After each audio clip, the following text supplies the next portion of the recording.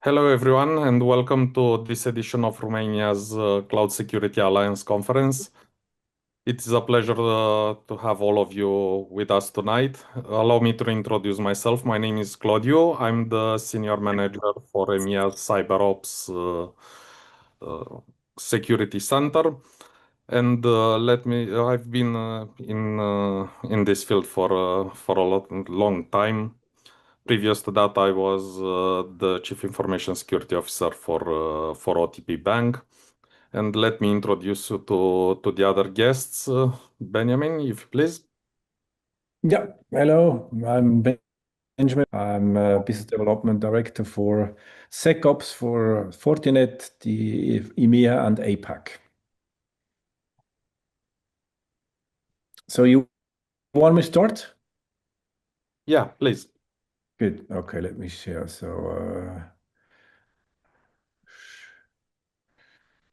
Oh no.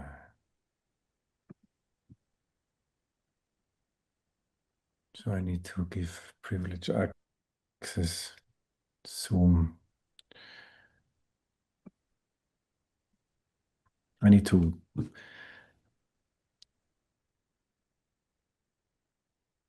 Just share your screen if you can, Benjamin. Full screen from share screen and choose the right. But I think that Benjamin is not any longer next to us. Must join again. I think it was a connection issue, but in the meantime, please give the microphone to Silviu because he's not able to speak. Microphone is off for him, so maybe he should have the same privilege. I'm back, but that's anyhow. It's because it's a new thing. I had to give privilege to my Mac for this new Zoom thing, but now it's fine. You see? Yep. Good. Okay. Good. So hello everyone. Great to be here. My name is probably just repeat myself again, but Benjamin Meyer, as you see, Director SecOps BDM for International, which mainly contains EMEA and APAC, a big region in Fortinet. The way we are organized, it's with a matrix organization. We have 55 plus BDMs in that region, helping to develop the SecOps business. Good. Let me start in the next 20 minutes. I want to give you a brief overview of what we are doing here with Fortinet and SecOps, what is important, why we're doing that, and also kind of the focus and a little bit of outlook. Good. Let me start with the basic picture because this really pretty powerful showing a little bit what's going on. And I can tell you have here my region, which we are working in. And there is a lot of tension at the moment. And now if you look what happens in the market in terms of things going cloud, but also at the other hand, not going cloud because data sovereignty and people want to have on-prem still, but also these AI agents, also the way people are using kind of AI for attacks and not only for defense, and the way it scales at the moment, it's insane. And you can read that while we speak here, also during these kind of challenging times here in the Middle East.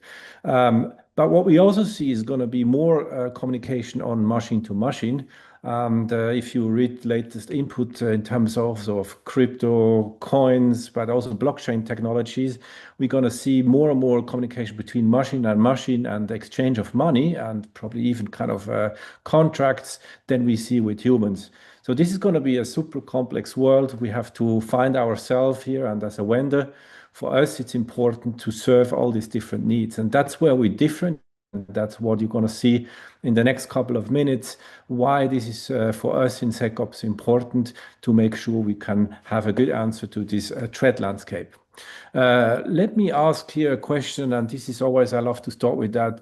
And this is a Forrester investment we did. And if you ask companies in enterprise organization how committed they are in this hybrid multi-cloud architecture, meaning they have to deal with this complex mess of both, then the question is, how much is it, percentage? And you would probably be surprised that it's 79% of these companies commit to this hybrid world. And that's, again, where we position us as Fortinet, not only in SecOps, but especially here in SecOps, you see the advantage of that approach. And this is going to stay for longer, and we have to also serve different needs, depends on verticals, whether it's government, financial, or commercial business, even also in different segments. What is important for here to know is that Fortinet focus on three magic pillar here in terms of secure networking, unified SASE, and AI-driven security operation. And what you realize as a first view is that the total addressable market, which is here given from Gartner's numbers, with unified SASE and secure network are smaller than even the secure operation piece. That's giving a clear focus what we are doing as a company, also to maintain our shareholder values, to maintain our strategy, that you will see Fortinet heavily invest in this new area of SASE, but also especially SecOps here to have high growth rates and good success. So SecOps, especially for the next following year, is going to be a really important success factor also for Fortinet future and business. That's what we're going to focus now on SecOps. We don't have time to go in the details of the product, but what I want here to you guys to know is that along this NIST cybersecurity framework steps, even starting with strategy, identify, protect, detect, response, and recover, we do have different solutions. We always in SecOps team say we are not just selling kind of boxes that probably many people know from the classical firewall business. We really sell unbreakable business reliance.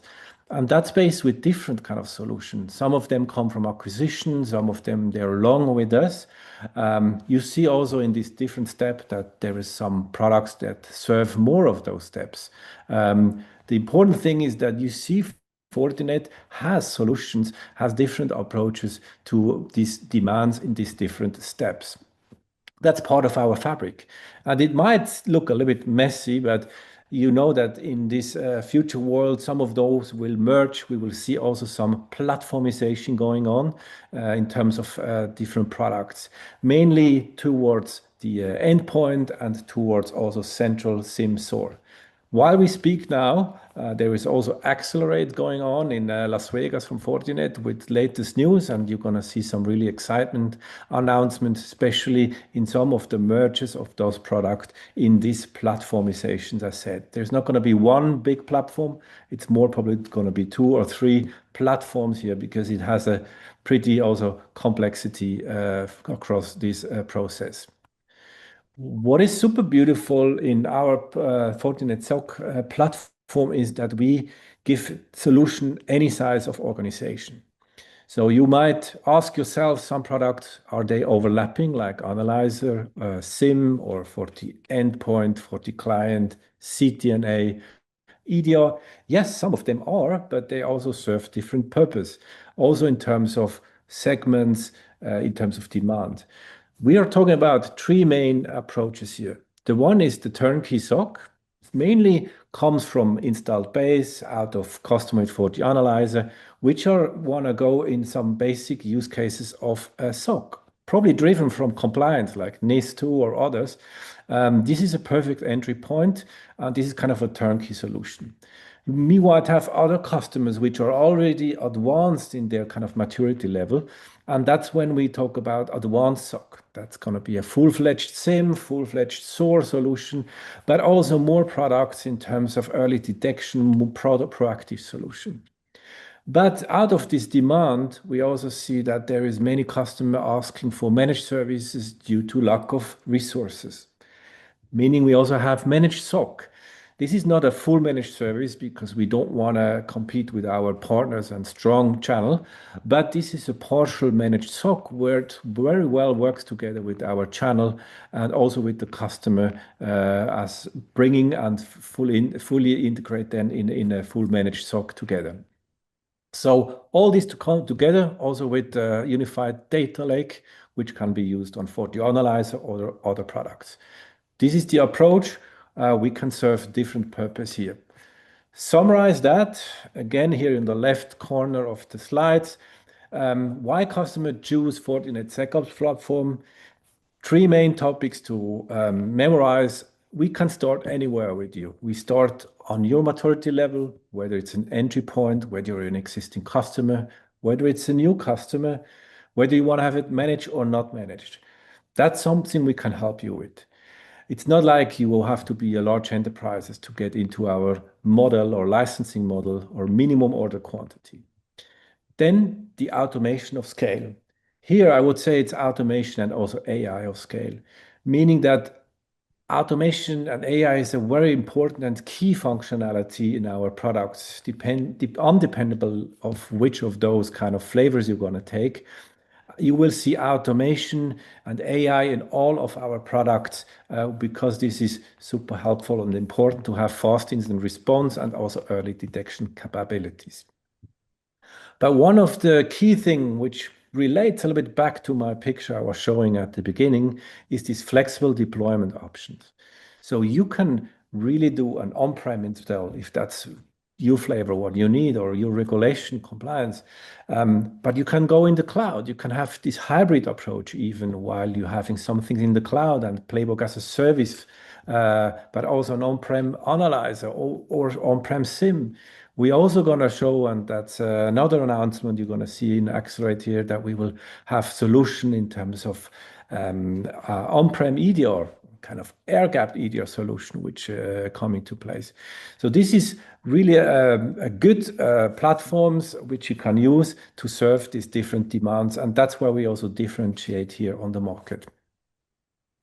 How does this count in some quantified measures here? What we see, and we work with external research group, it's called Enterprise Strategy Group. What they did is basically ask some of our customers which using this centralized SIM-SOAR approach, like the classical SOC, as well as early detection technology, deception technology, recon, external attack surface management. NDR is a key technology for sure for early detection. And if you combine these solutions by the use also of hyper automations and AI, you can reduce your response time, mean time to response, mean time to detection from here, especially from response time from more than a week in 21 days to less than 1 hour. This looks like a marketing slide, but I can tell you it's for sure individual by customer. But if you use those different products, centralized SOC, early detection technology, along this NIST cybersecurity framework, you will see will have a big impact. And for sure, this will also give very good return on invest. And at the end, makes you also secure. What I want to show here again, and this is this entry point, we talk about maturity level. We want to be part of your journey here. We don't want to just sell boxes, as we said at the beginning. We want to help you and consult. So there is service that we can do consulting with you. We can do some analytics with your system and see where you start. You usually start in the step one, monitoring, but you could also be in the next step, going more automation, AI, more a little bit proactive, or you're going to end up in TDIR, which is threat detection, incident response.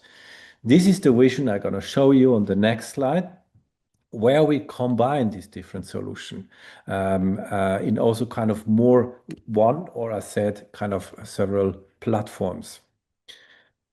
You see again our products here, depending on the stage, which comes back to this overview I showed you at the beginning. So what is a little bit the vision in a longer run? And again, this is not a vision, this is not a roadmap. What we try to do, which is also the market giving us this request, is that we kind of putting this different functionality of threat detection, incident response on the one umbrella. So at the moment, we don't see that there will be one console. As said, we were more talking about platformization here. but we will see that threat detection, investigation, automation, and this continuously monitoring improvement leads to this TDR platform. So they will have some flavors here. Again, also has to relate to your maturity level where you go into. But that's the vision where things have to go, and we have to take out complexity from these different kind of point products. As said, there is some announcement this week on Accelerate, and keen to see what will be announced soon, and you will see all the feedback here on the internet or with your sales representative from Fortinet. I want to conclude here before we lead over to the more Q&A session with our engineers. Touch the base very quickly on AI. And what we want to frame here is Fortinet has been investing here since 15 years in this innovation of AI. It's not something that we just came across and bought some of these languages models, Gen AI thing. This is something that started from ML technology, neural languages, and how we then put that in different flavors.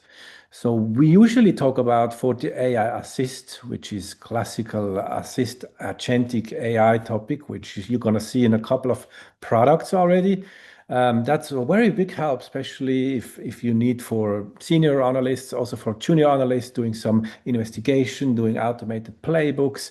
There is a lot of really beautiful tools here, and this is expanding super fast. But we also secure AI. So we see that there's more customers that they want to have their own language models on their on-premise with their data on-prem. And so we also help to secure this LLM. We help that there is no data going out. We help that there is the right use of this large language model in the company. And the third one is also we're using AI to protect, because attacks coming from AI. This is also a different way of detecting the adversaries, the attack here. So this is the three flavors we are putting in. You also here, you're going to see more announcement, and that's also the strategy forward. What is relevant here, and that concludes the story a little bit about how we use this automation and AI in different products and why this is super relevant. FortiAI Assist, as one of these three pillars, is now already included in all those products. It's in Analyzer as a turnkey solution, as said. It's in DLP, it's in FortiSOAR. These blue-green ones are SecOps products, but we're also using it in SASE product, like the blue ones, colored one, as well as the classic secure networking ones, which are the red colored ones. And this is going to expand. So in more than 20 solutions, we already have this in place.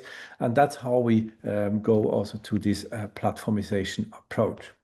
So with that, I hope I could give you a little bit of a flavor of what we're doing with SecOps, why it's relevant, which purpose we serve, and also that we are able to serve these different verticals and segments depending on your demands. With that, thank you very much. And I hope you will be in touch with many of our BDMs in the local market. Now I will give over to our engineers, and there is prepared some really nice Q&As in terms of going a little bit deeper on security operation. Thank you, Benjamin, for introducing the security landscape in this field. I'm curious to move things to the operational side. So one of the first questions that rise from this is why are the SOC teams under more pressure than ever, and what has changed fundamentally in the last 2 years? I can start with why are the SOC teams under pressure. One of the main reasons, and this is the reason we saw here in the region, as I'm the SecOps solutions engineer for Romania, Bulgaria, and Adriatics, it's the fact that the SOC analyst needs to cope with too many alerts. This is an old issue, but still the number one reason why the SOC teams are feeling under pressure. The volume of alerts that they need to triage, to analyze. Another one is they're under pressure because they need to react very fast. Attackers now are also using AI. They are using agentic AI to scan and to exploit vulnerabilities in minutes, sometimes even faster. So we need technology to be able to react fast, to detect the attack very quickly.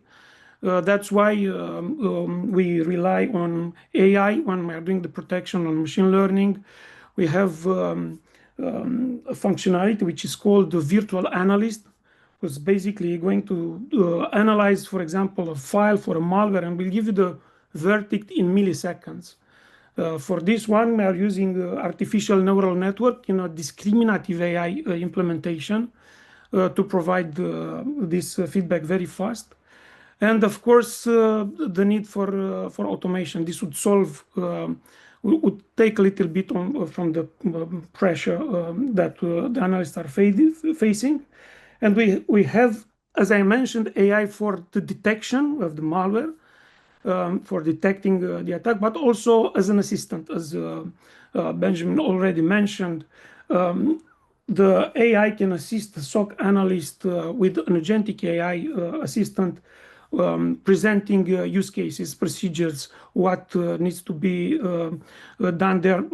Some of the things are going to be automatically investigated by the AI agent. This is how we would, let's say, address some of those challenges.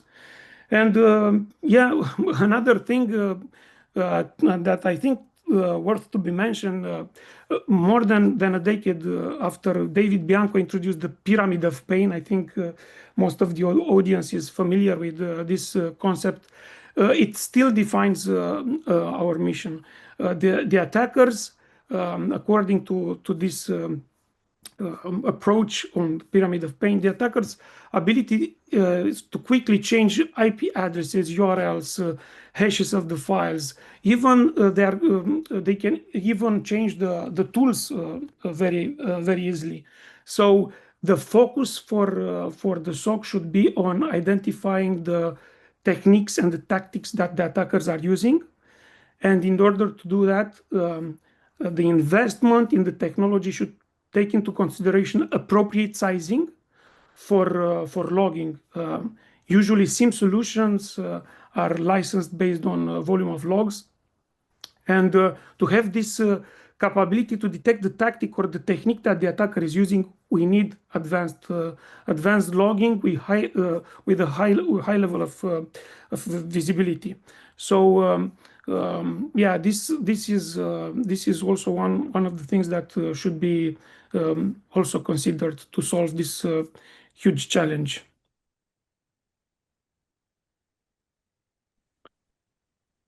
Okay, so the given shift is that this operational model no longer works. It is too manual, too reactive, and too structurally heavy. But during a real incident, where is time actually lost?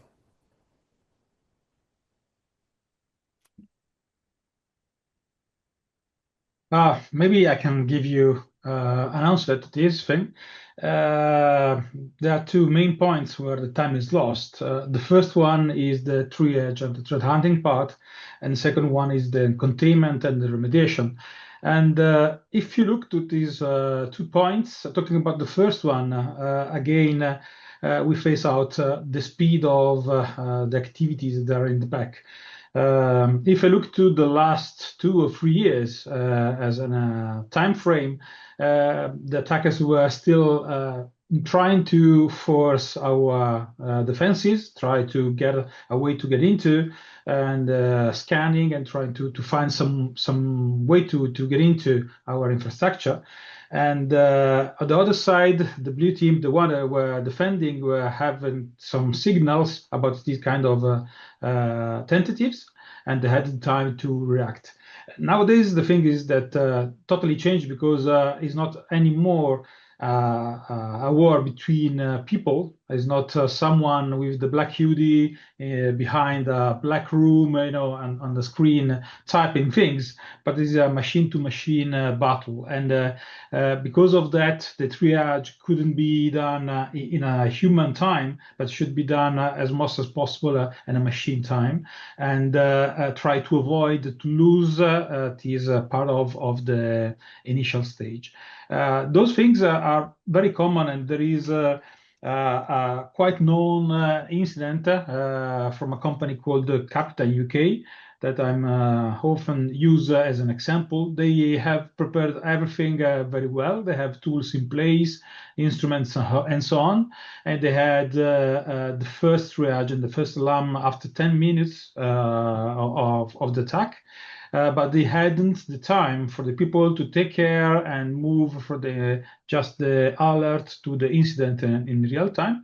And they took more than 50 hours, 58 hours for be precise, to react to this thing. So the lost time, it was between the time of the machine having this kind of understanding of the attack up to the time of reaction of the people. And obviously it is something that we cannot handle anymore like it was some years ago. We have to automate procedures to do reactions in front of specific use cases, in front of specific alerts that are coming from the platforms, from the tools, and just to avoid that the attackers are able to breach in and move laterally and do all the damages they're normally doing.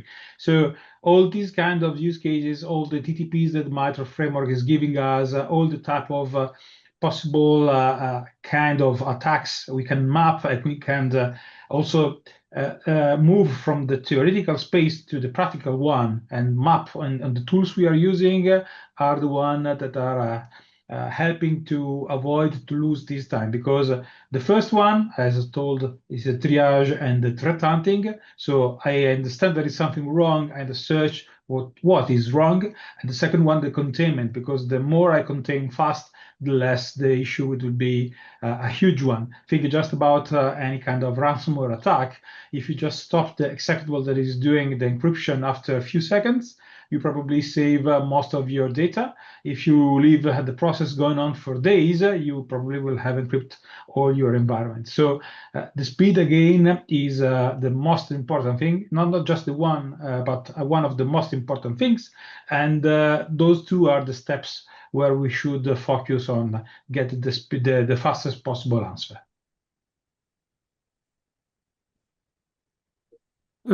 Claudio, you are on mute. Sorry. If we know where the time is lost, why are so many SOCs still reactive?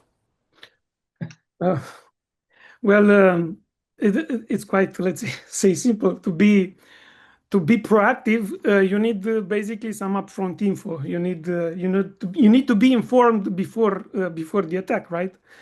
I think that this is where Fortinet can really help the SOC teams and the clients. We have a dedicated team in Fortinet division called FortiGuard. Is the division that provides threat intel to our clients. So about being proactive, I would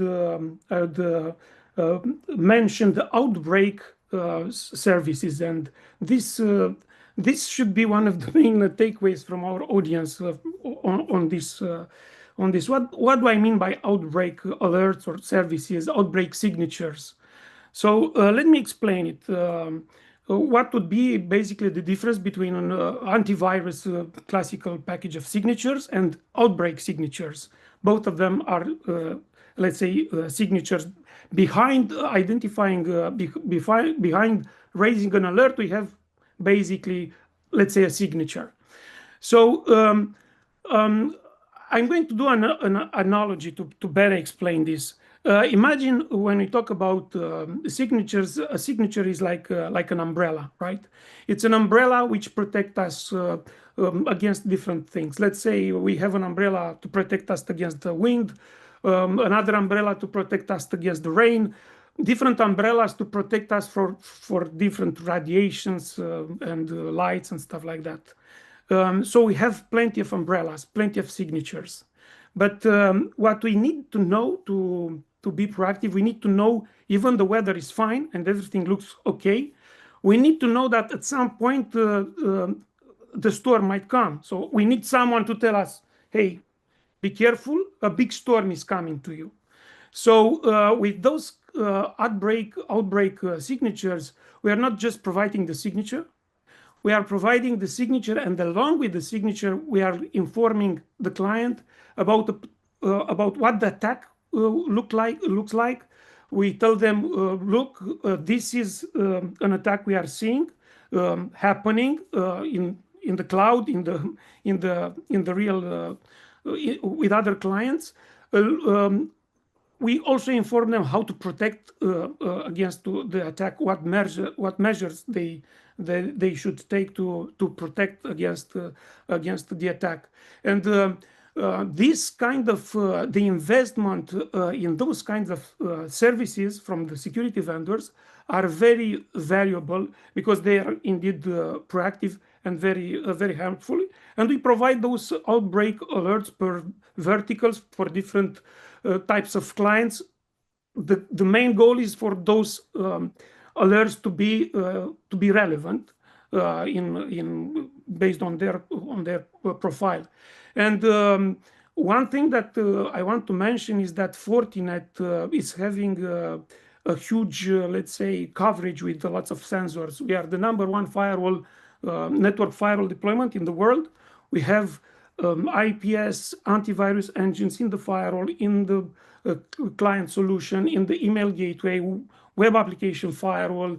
On different platforms, we have sandbox devices for each client. So all those devices are acting like sensors for us to do this weather forecasting, let's say, to inform upfront the clients about what they might face and to protect themselves. So this is one main takeaway, this outbreak.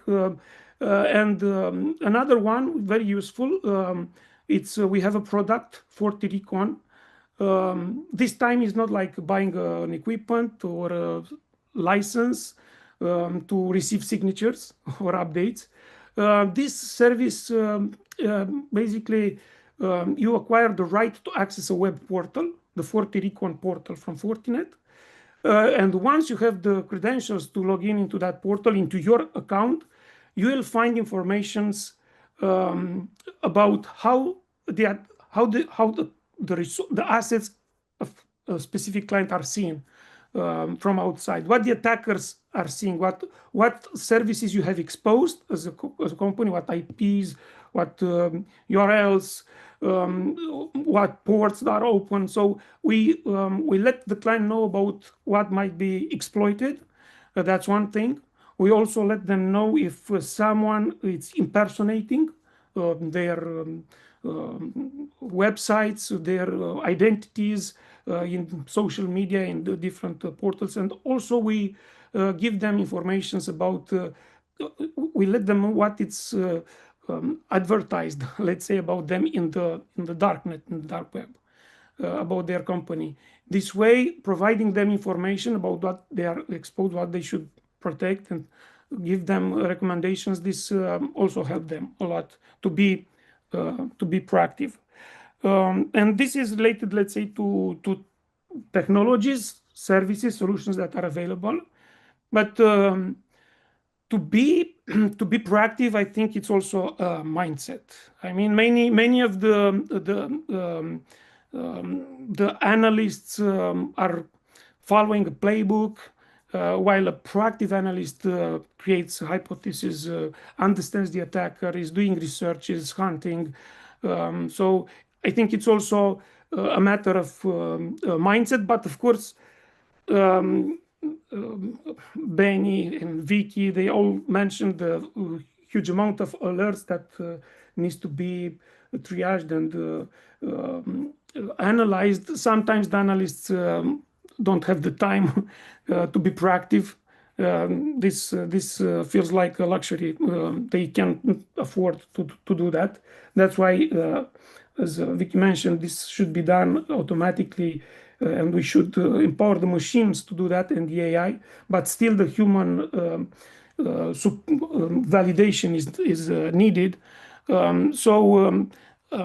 This is with the mindset, and also related to the training. The training should be focused on not necessarily how to use a tool, how to use tools, but also how to think like an adversary. This is also something that should be taken into considerations to be more proactive and less reactive. Thank you. I know many companies have a lot of tools in different setups and different ways of communicating and responding to the incidents. So what are the limits of the tool sprawl?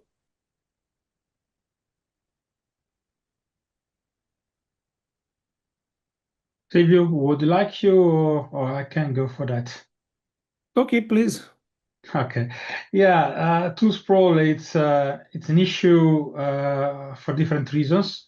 Obviously, teams have to integrate between all the possible solutions that are coming out from different tools, from several tools. Have been working in several security operation centers in financial markets, in the Industry 1, and so on.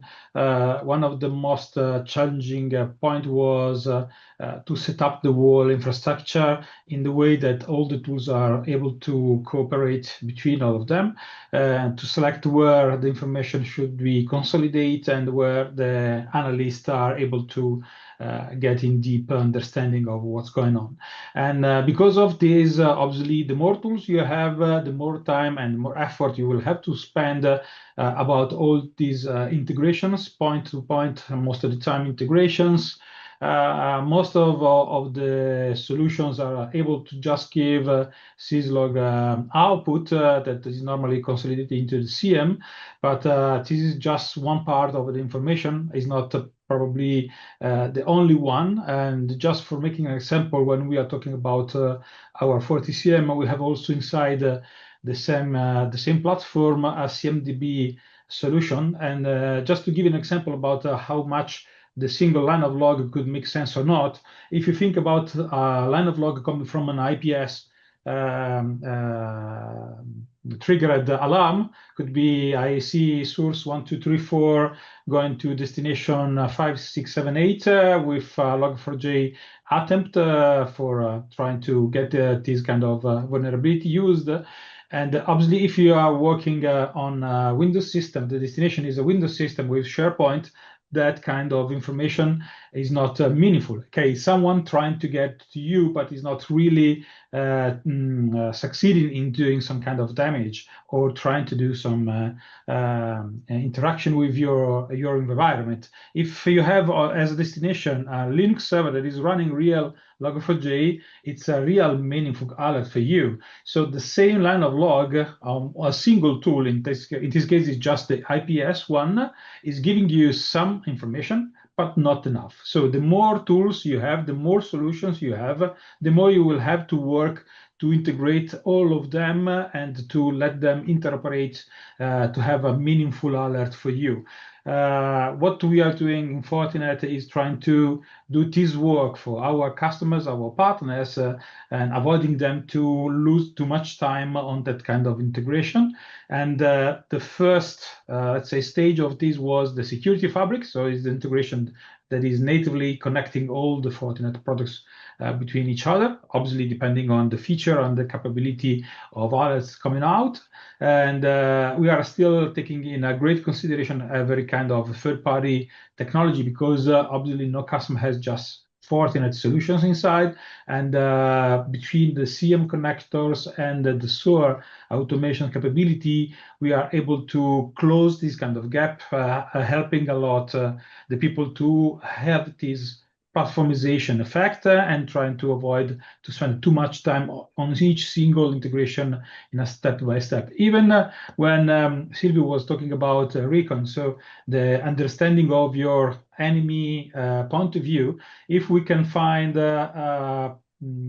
credential on sales on the dark web, for example, and I say, okay, I see Silvio's credentials with the password, and I want to be in a machine time fast enough to avoid that kind of thing to be a problem. I can ask Recon to give you a kind of alert to Fortisor, and Fortisor going on our AD just to lock his own credential, or force to use multi-factor authentications, or force any kind of password changes, things like this. These are the type of integration we are dealing with, and this is why if you don't have already part of this work done from the vendor, you will have to spend a lot of time. And this is the reason that this kind of sprawl of the tools is really taking, let's say, too much effort from who has to defend it. It has another mission. It's not to lose time on the technology, but is to focus on what are the risks and how to battle them. Thank you. I'm glad you said that, because we're all looking at AI to help us reduce alert fatigue and also burnout. So does it actually help us on this, or are we automating chaos here? Yeah, for sure. AI is probably one of the best tools we have in the latest time to help the analysts. First of all, not just to redo the same things like a monkey 20 times in a day, just copy pasting things and creating reports and things like this. That is obviously boring and is not giving any kind of satisfaction to who is inside a security operations center. And this is just one of the first simple example, but is even much more interesting that we can use AI for helping the analysts to get into the steps and the stages of an attack and drive the possible solution, the possible way to contain the attack, and so on. But not only. Another thing that is useful on both sides is also the usage of AI to create playbooks, to create parsers for specific kind of logs, to, let's say, help you in the usage of the product. We don't want the people to be black belt of the product A, B, or C. They have to use, and as a simplest way possible, just to avoid to lose time in things that are not really related about their work. That is finding the bad guys and blocking them before the damage is done. So in that case, AI is really the best friends we have to reduce burnout, to speed up the activities, and again, when I was talking about the time of reaction, to be faster to close the possible door for the attackers. Very interesting. So in that light, how does an efficient SOC look like, in your opinion, in 2026? This is a good question. Honestly, there are different answers for that. What I would underline is that a security operations center is not just done from technologies, but is done from technology, from people, and from processes. All these three things has to run at the same speed, have the same attention, because if you just fail in once, the whole SOC will be not working properly. And another nice thing that I was chatting about with a customer a few days ago, who was underlined the need of training. Is like when you do marathon and you start to train and you get in a good shape and you're able to run a marathon very well, and then you stop to train for a while and then you want to run the marathon like before. And if you know how is the training going on, it will not work anymore. You will be not fast enough. You have bad behavior, and your technique will be not so good, and so on. So even the training of the people will have to be a part of the next generation SOC. So tools, obviously, they are needed, but the capital example is giving you the idea that are not enough. You have to have enough people, and you don't have to let them burn out because of silly tasks to do. You have to have good processes and the mapping of the use cases about what there could be the attacker doing on it, and every kind of threat intel that is helping you to understand if someone is taking care of you. And at the end of the day, train all these things continuously and improve continuously, because it will be a never-ending journey to the maturity of your security operations center. Thank you. This brings us to some interesting options here. Because up until now, everyone, as you know, has implemented a lot of solutions, and the infrastructures everywhere are quite fragmented. So what are the hidden costs for these fragmented architectures?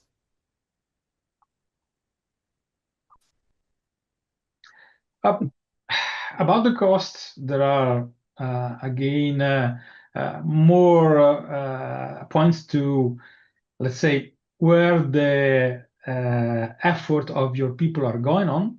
So you're not just about the tools you have and the way you use, but the people also that are demanded to use those tools. Think about if you are an F1 driver, you can drive your F1 as fast as possible, probably one of the fastest all over the world. But if I give you a bike and the tool is different and you don't know the tool, probably you will be for sure less fast than someone else is just doing the bike every day. And the opposite way also. So again, you have to consider really how good the tools you are spending on, because they could be the best of breed, but if the people that are intended to use them are not trained enough, they're not good enough in understanding how to get the best out of that, obviously it will be a loss of time, a lot of money, a loss of effort that you have to bring on that. And again, when you have these things mixed in the proper, let's say, balance, the whole thing will run as smoothly as possible.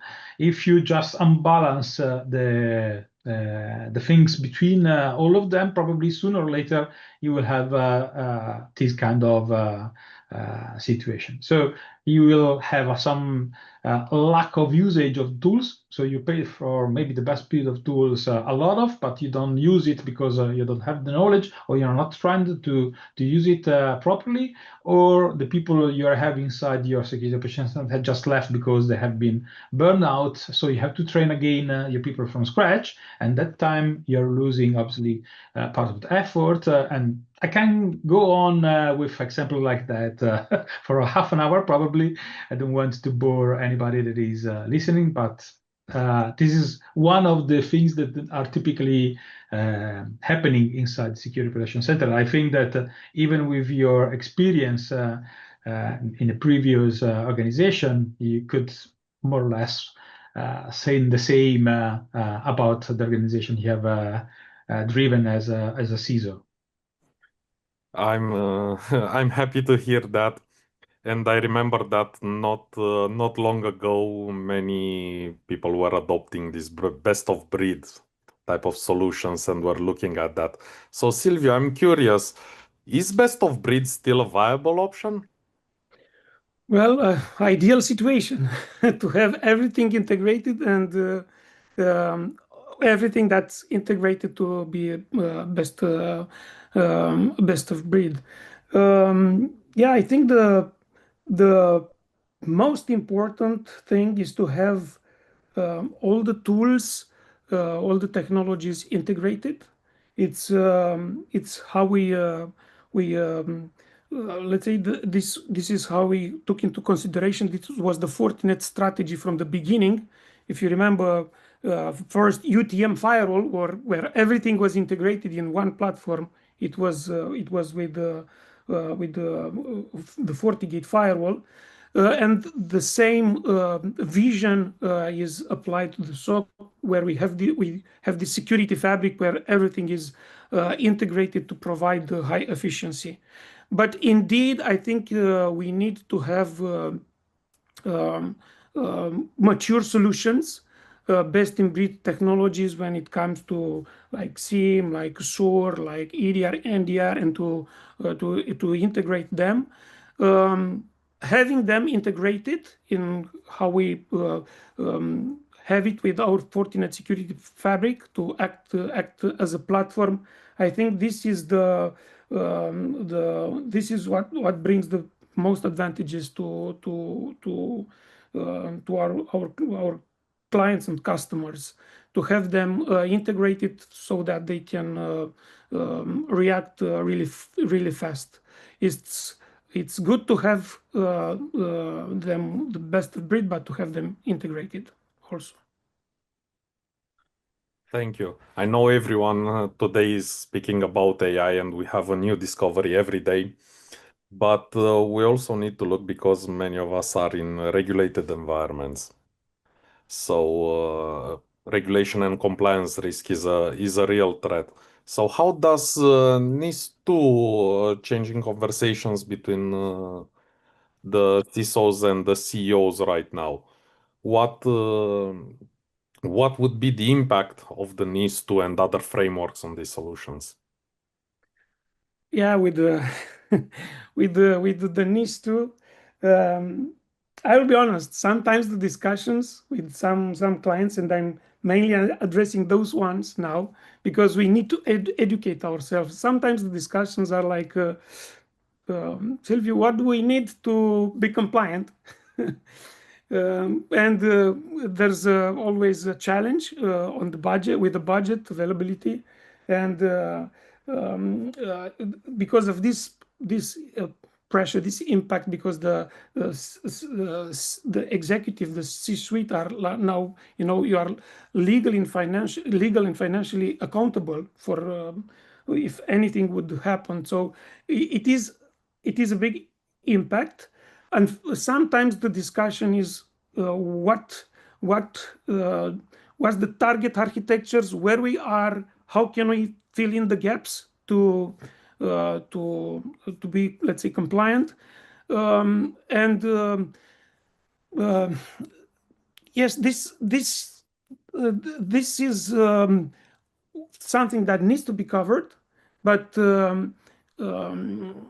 one thing that should be understood by the clients is that it's not just about, let's say, doing some things to be compliant, and they are very happy when I present them, for example, 40SIM, because you need to have asset management, and we have CMDB. You need to have logging, reporting, incident management. We have NOC and SOC, and they are very happy that they are buying one platform with a huge coverage on NIS2.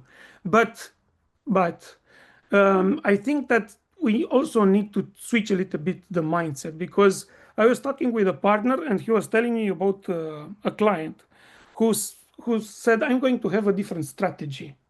I'm going to invest minimally in some tools to be compliant, and I'm going to put the energy and the effort in recovering the systems. The approach that our partner was telling me about that client was that if indeed he would be a target, then he would not stand a chance, because the attackers nowadays are more powerful financially and in terms of resources, and he cannot cope with an attack if he's a real target. And the strategy was to invest in recovery procedures, to automate everything, to recover all the systems very quickly, and they did that. And unfortunately, that's the story. 4 months later, Friday in the afternoon, one call, the computer was encrypted. Few hours later, everything was encrypted, but they had the strategy, right? Over the night, they reinstalled everything. They had the backup offline, so the attacker didn't compromise the backup procedures or the backup data. And after a night of hard working, next day in the morning, everything was up and running again. And unluckily, 1 hour after that, they were down again. Why? Because without being aware, without really investing in tools that would provide you visibility, to detect, to log the access, who's doing what, without this high level of visibility, which is required by NIS2, right? They are not able to understand what happened, what hit them, how to protect, not just to recover. So yeah, it took them a lot of time, and they learned their lesson. And I hope our audience, it's better to learn from a story than to face something like that. So my message is that because everybody knows about NIS2 and what needs to be done, but my message is not just to be compliant. I think the client should be more aware about the risks they are facing, and that those kinds of regulations are not done just to punish them. It's needs to protect everybody, us as citizens. It's not like GDPR about confidentiality of the data, right to be forgotten. It's if I don't know, the electric power is not working, I'm going to be affected, right? So it's the companies should implement those measures, being by being responsible and by understanding the risks they might face, not just to be compliant. Let's solve the issue and on paper. That would be my message on the impact on NIS2. Thank you very much. So looking forward, let's say we travel 3 years into the future. How would SOCs evolve? How would the SOC managers and the CISOs look back on this moment 3 years from now? And what will they say? What will they see? Will they say something like, "We can't believe we used to operate like that"? Will they have an aha moment? Some sort of revelation? How do you see the future 3 years from now?